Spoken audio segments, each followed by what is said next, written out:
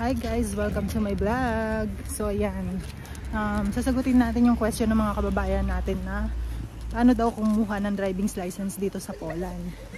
Actually po, ang mga karamihan sa mga Pilipino dito, ang ginagamit is international license.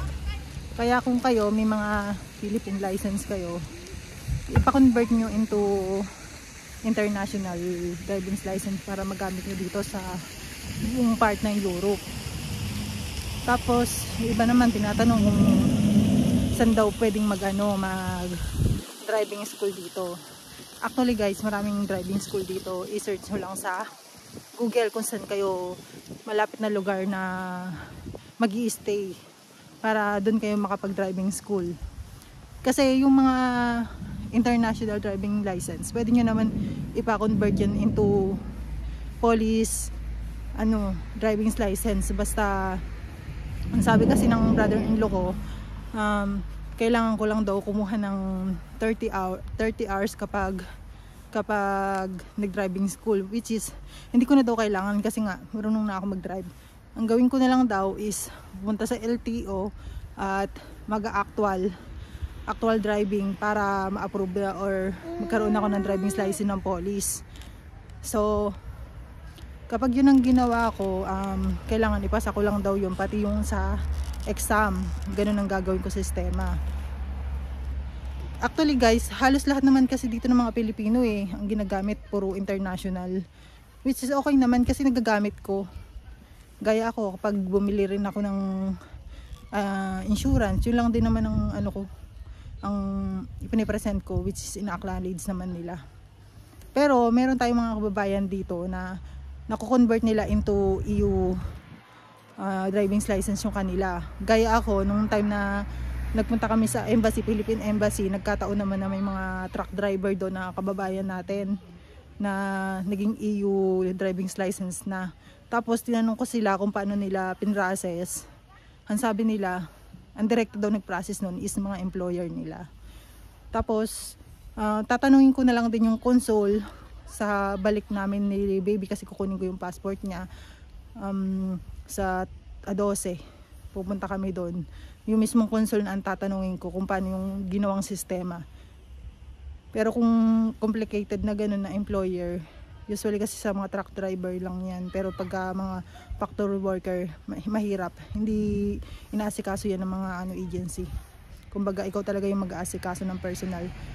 Kapag kayo guys pupunta kayo dito at gusto nyong bumili ng sasakyan or plano nyo, okay lang naman, mag-provide lang kayo ng driving license. Tsaka may mga nagpa-process din naman dito na driving license na international.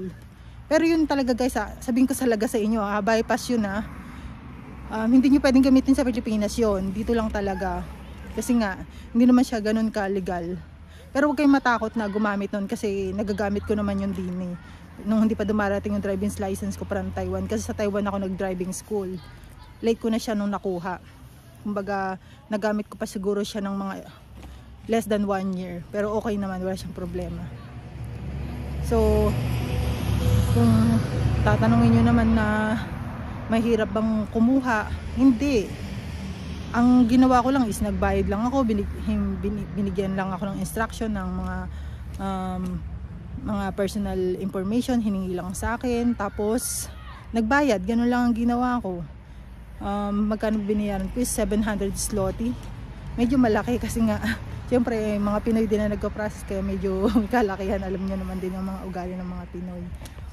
Tapos dito kasi kapag ang mga rules na sa pagdating sa mga driving dito, mahigpit sila sa mga speed. Tapos ano pa ba, mga traffic law, yan, nahigpit sila sa ganun. Ako one time nasita nila ako sa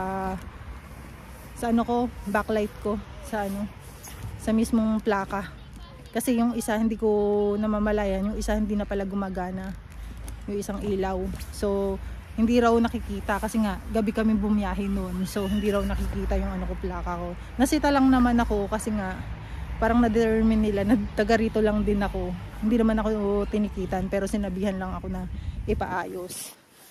So nung sinabi nila yun, nakala ko titikitan ako. Syempre, ayoko rin naman magka-record. Yun po yung iwasan din natin. Magkaroon tayo ng violation. Tapos kinuha nila yung yung TRC ko, yung residence card ko.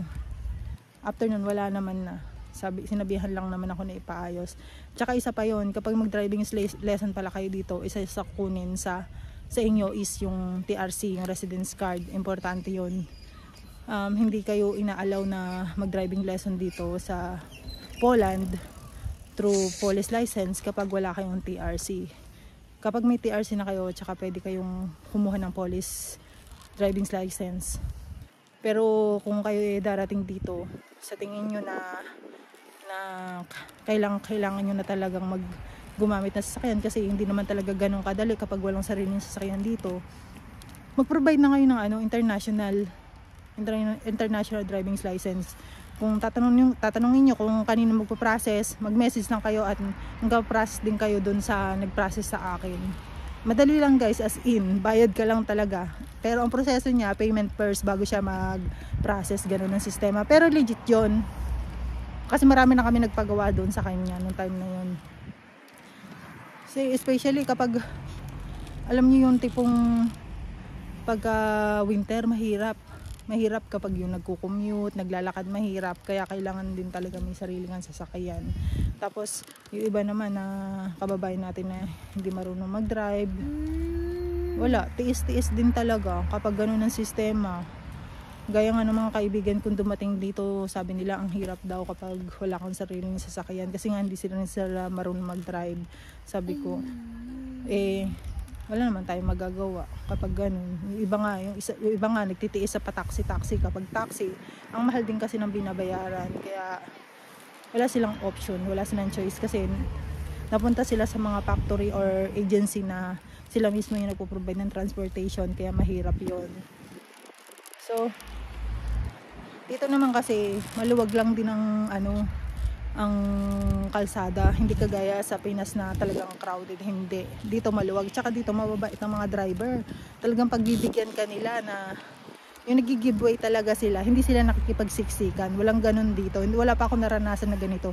Mas pa nga ako haragan pa nga ako sa sa pagdadrive sa mga police Pero hindi naman ako nagbabiolate sa mga rules nila dito kasi syempre takot din ako, ayoko rin naman. Pero dumating sa point na may nasagi akong side mirror, pero hindi naman ako yung magkasalanan. Ang may kasalanan doon is yung mismong na kasagian. So ang gusto niyang mangyari nung time na yon, tatawag ng police. Kapag kayo dumating sa point na yon, wag na kayong magpatawag ng police kasi syempre alanganin tayo mga Pinoy. Ang gawin nyo na lang, tanungin nyo agad kung magkano yung babayaran kasi ganun yung ginawa ko. So nung tinanong ko yung babayaran, tumigil siya, sabi niya siningil niya ako ng 500 sa side mirror lang, which is ang side mirror kung papagawa mo yan nasa 100 plus zloty lang or less than 200 sabihin mo na, pero ang siningil niya sa akin is 500 zloty. So para sa akin, hinayaan ko na lang kasi nga ayoko din ng maraming ayoko rin ng maraming cheche-boreche tsaka tatawag pa ng polis. Siyempre ako din yung madidihado doon. Kaya hinayaan ko na lang din. Kasi siya naman yung kumain ng ng daan, ng kalsada kasi nasa way naman ako. Kaya kapag kayo, nandito kayo, kung hanggat maaari, maglagay kayo ng dashcam sa mga sasakyan nyo para iwas din sa mga ganyang bagay, para may may laban kayo kapag may mga aksidenteng ganyan. Ako kasi wala akong dashcam ng time na yun, kaya wala akong laban. Tapos yung pinag-anuhan pa ng aksidente is walang camera, walang CCTV, kaya nag-ingat-ingat na lang din tayo. Kasi ako pababa ako ng time na yun, mabagal lang naman ang takbo ko. Siya pabulusok, siya ang mabilis, kaya siya talaga, alam ko na siya talaga may kasalanan. Pero hinayaan ko na, pinagpa sa Diyos ko na lang kung gusto niyang mamera, nasa kanya na yun. Buti nga nung time na yun may pera din akong dala. Kung wala akong perang dala wala, hindi naman yun maghihintay na bayaran ko siya. Mukhang pera din yung police. Mukhang pasaway din So ayun lang guys, kapag kayo dumating dito at kailangan nyo ng international driving license, mag-message lang kayo, ipapaprocess natin yan sa nag-process din sa akin. So, ayun guys, thank you for watching. Sana nasagot ko yung tanong nyo. At sana pagpasensyahan nyo na kung wala pa akong mic. Kasi may nag-comment sa kababayan natin na wala pa daw akong mic. Kasi nga, naka-order naman na ako. Kaya nga lang, hindi pa dumarating. Kaya siguro this week darating na yan. So, ayun guys, thank you for watching. Bye!